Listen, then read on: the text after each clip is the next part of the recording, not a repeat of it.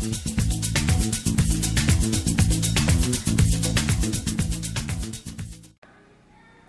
going to do some abstract watercolor on the background of these cards, and then we're going to stamp a little greeting over top of it. For the stamping, I'm going to use a StazOn ink, but any black ink that's waterproof will do. So set those aside for now, and I'm going to talk about the different types of watercolor that we're going to be using today. I have liquid watercolor. These are hydrous watercolors, and they take the teeny tiniest little drop. They're super concentrated. Another type of watercolor that I like to use are these crayons. These are Caran d'Ache Neocolor 2 water-soluble crayons. And for those, we're just going to take a little bit of the crayon, scribble it down on our palette paper, and we're going to use it straight from the palette paper. Oh, that's kind of the same color there. Let's see.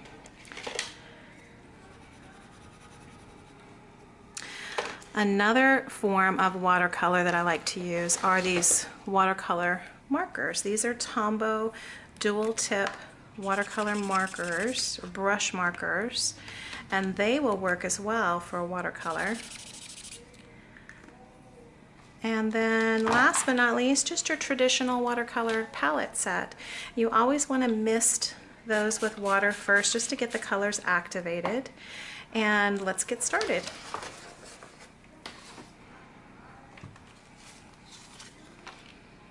So my watercolor paper has texture on one side and it's flat on the other, so I'm going to use the textured side. That will be the front.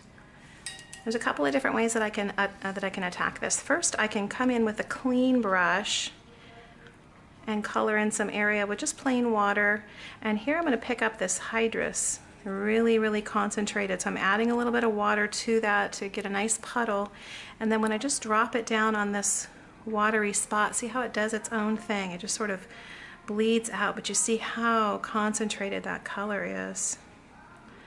Almost too much. So the next way is I can take the color, this is the Caran d'Ache crayon, and I can take the color and I can just paint on directly to the dry paper, and you see the difference. This doesn't bleed out as much when you're going from wet ink or wet paint to dry paper.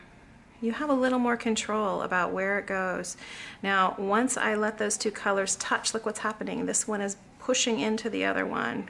Different colors do different things when they meet like that. Some of them push one way, some of them pull the other way. Let's try some of the Tombow marker, and we'll see what that one does. It's a very watery effect. It's kind of pretty. But I can blend these all together.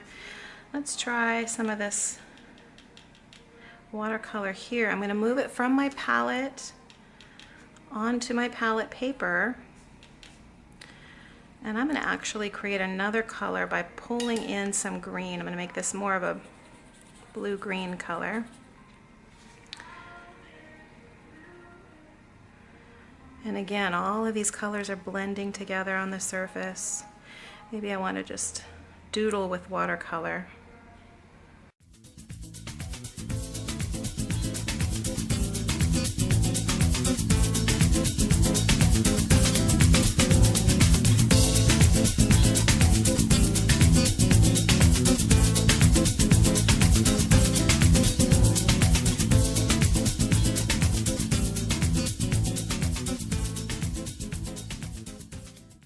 So I finished drying this, and as it was drying, I just sort of used some of my leftover paints on this other one. You really don't have to think about it too much. It really is just doodling with watercolor. Now I'm going to take this stamp and I'm going to ink it up by tapping my ink onto the stamp pad. I'm inking my stamp rather than stamping my ink. And I'm going to place this one just about right there. Sweet little birds. Maybe I'll try it on this other one as well and have it only coming up this way. I have two different options there. 3 birds or 4 birds. And then I have a little stamp that says, "Hello, friend."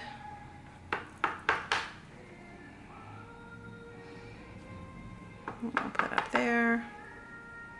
Maybe this one needs to be right here.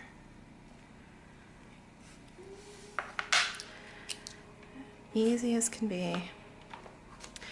So this is a great way to make simple greeting cards. You can do this larger scale, of course. We're just using artist trading card size. That's 2.5 by 3.5 inch watercolor cards. Very simple.